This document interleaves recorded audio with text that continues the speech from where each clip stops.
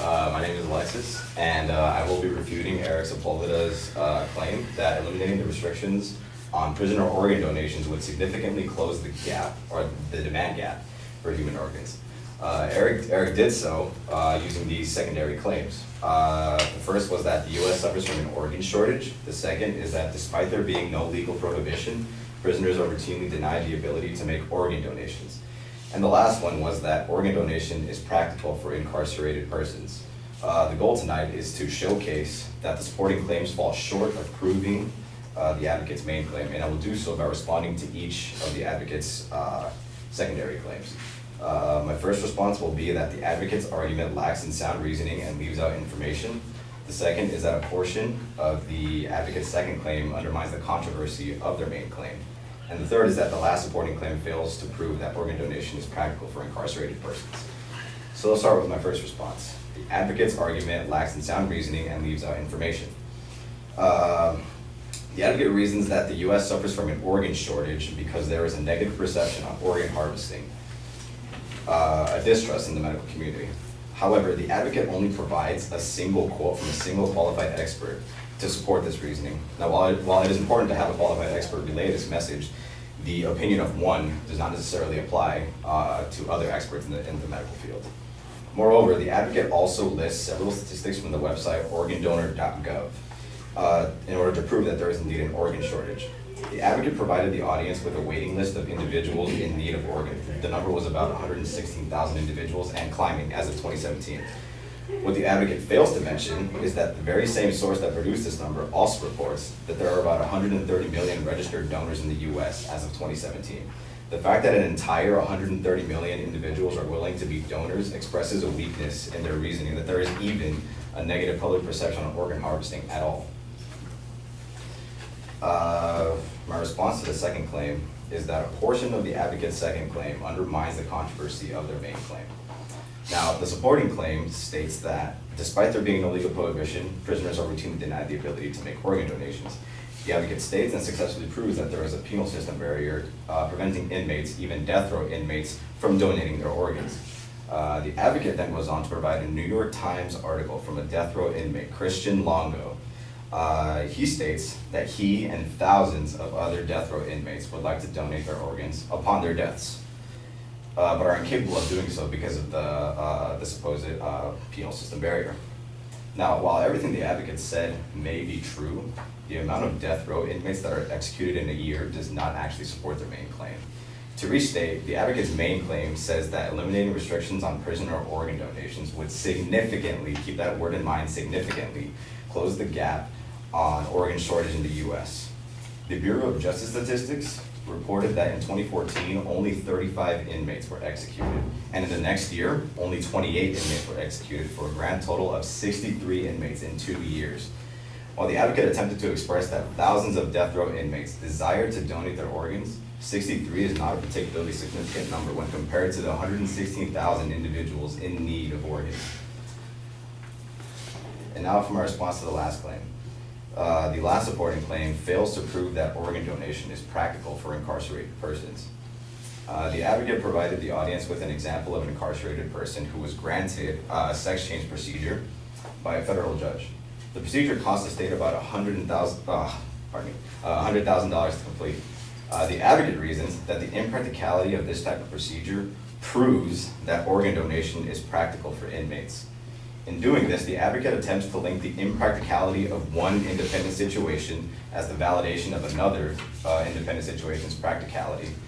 They are irrelevant to each other and do not serve the role of proving that organ donation is indeed practical for inmates. In conclusion, the advocate's main claim lacks any strong support from its supporting claims. The reasoning and examples must be relevant to the claim at hand and therefore fail to prove their main claim. Thank you.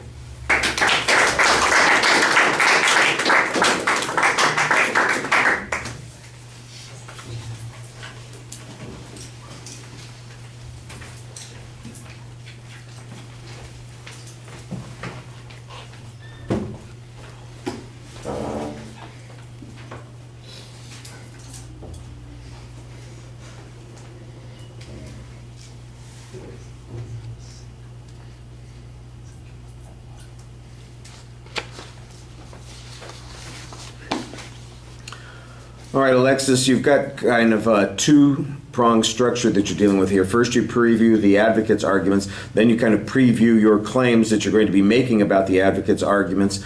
Probably need to simplify that. Just say, here's what those arguments are. I'm going to have distinctive claims on each of those points, and then just present them as you get to it, because it sounds like we've got a double preview here, and that's a little bit awkward.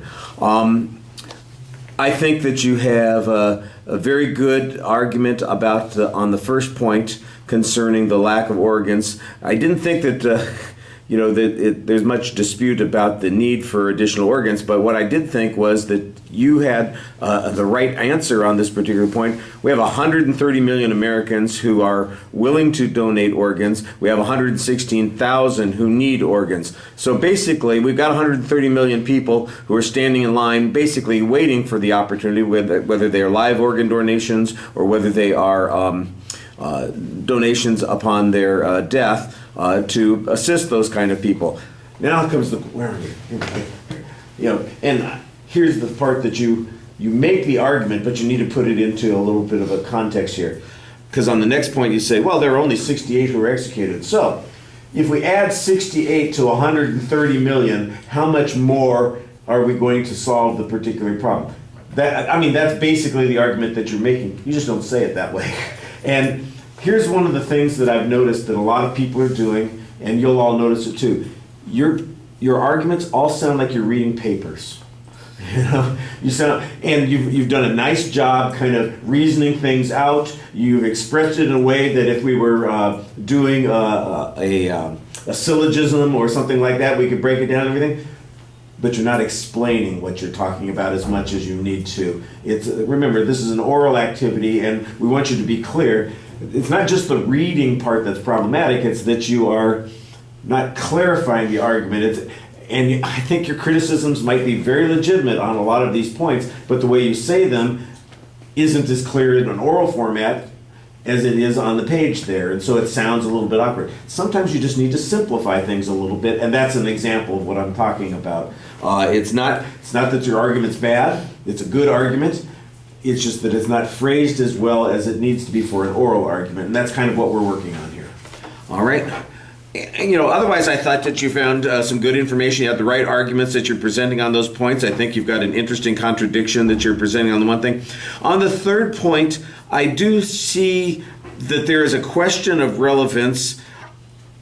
I didn't think you explained the question of relevance as much as you needed to. Eric and I had long conversations about this, so I understood what he was the point that he was trying to make. I just didn't, and maybe that's because we had the conversation as opposed to his speech, but I didn't quite understand the criticism that you were making except on a superficial level. And I think there's a legitimate argument that you're making on this point, but it's the same thing that I was saying before. It's like, okay, if I went over this and listened to your words again and diagrammed it out, I think I'd know what you were talking about. People don't listen that well. All right? Okay, thank you.